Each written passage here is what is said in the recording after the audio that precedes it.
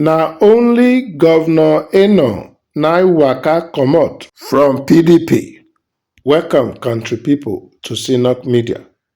Abeg, if you never subscribe to our channel, wetin you dey wait for? Do so now. Make you like, comment and share our videos. Also put on your notification button.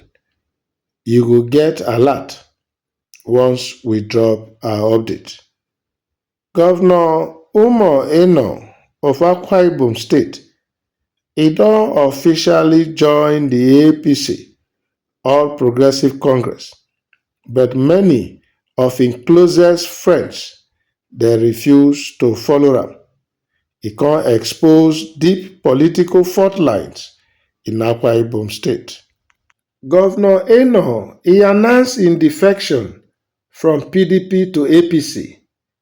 He tok say na for enlightened state interest. He con ask cabinet members make dem join am or make dem resign. Many of his key allies dey choose to walk away. Ini Ememobong, im commissioner and long-time loyalist, im quit over politics with principles. MPM leader Emmanuel Enoidem, he reject the move. He con warn against intimidation ahead of 2027. Over half of Governor Eno cabinet, dey aligned with the ex-governor Udom Emmanuel and the PDP. This one not be just about party colors. E dey about identity, pressure, and long-term strategy. Eno move to align with the APC federal government na familiar pattern for Nigerian politics, but e no dey sit well with many people for im camp.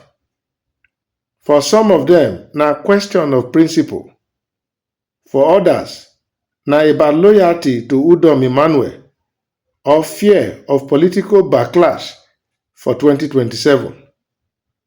And for the fact say the key figures dey publicly rebuff Eno, e dey suggest say the defection e go cost am more than party support. E go divide im political base. The defection dey don do am, but the real story dey just dey start. Eno go fit survive am so?